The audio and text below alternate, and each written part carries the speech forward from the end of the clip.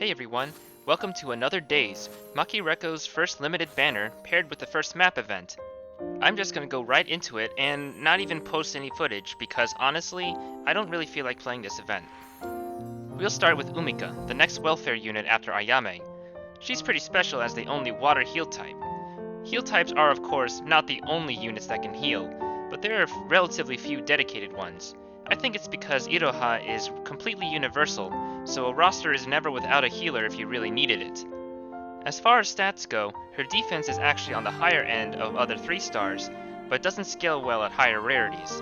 As for the rest of her kit, it's fairly simple, granting a damage cut along with the usual heal, and her Magica healing your whole party. She's a pretty okay healer, being at least better than Yuma because she has another effect on top of her heal, and better than Iroha because of her stats. Remember that the event will give you everything you need to fully awaken and slot her too, so she can carry Memoria and stats as easily as Ayame. In fact, she may be even easier to be made useful since she's already a 3-star, and the only thing you need to awaken her are the mats you get from the event shop, compared to Ayame who also needed regular awakening mats. As a support unit, she won't compare to others like Konoha or Madoka, but a free unit is a free unit. Kaoru is a balance type that acts more as a support role, mainly buffing base attack and defense. She's basically Fire Natsuki with better stats, but that doesn't immediately make her more useful. Attack and defense up is versatile enough to be used on anyone without being a waste, but it doesn't really enable anything either. Even ignoring future limited 3 stars the game will have, Kaoru is pretty bland gameplay-wise. The last unit for today is Kazumi. Before I get started on her, I just noticed each of the girls run a different 2-2-1 disc spread. That's kinda neat. 2A, 2B is the best of the 3, so of course it's on the 4-star. Currently, she has one of the highest attacks in the game, trading a few points of that for a little extra bulk. Her Connect grants defense pierce, the first Connect since Momoko to do so. With the addition of Blast Up, and the simple fact that she isn't a charge gorilla, Kazumi should take over for Momo's role in your Mirrors team if Pierce was part of your strategy. Her Magia restores MP to herself, which is a little odd. Not bad, just odd.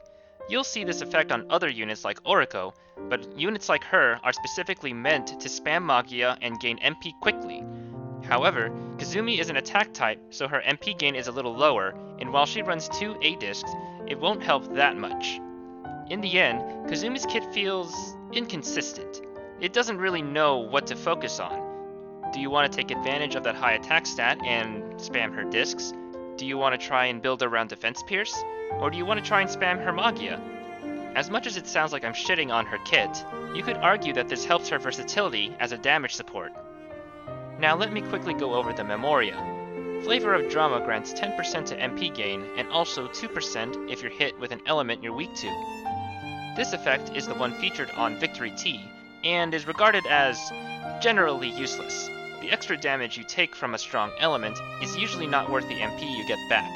However, this 2-star iteration is probably better, because it comes with a flat 10% MP gain.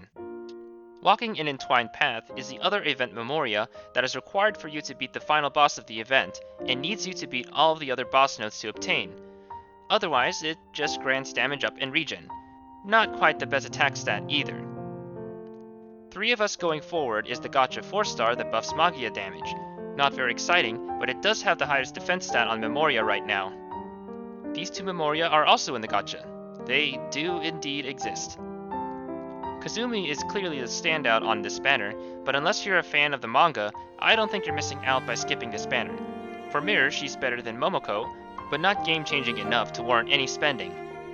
I should mention that a lot of these events will be rerun in the future, but some of them have not, this Kazumi event included. So, while the chance of this event being rerun is not 0, if you wanted the welfare unit, you better get her now.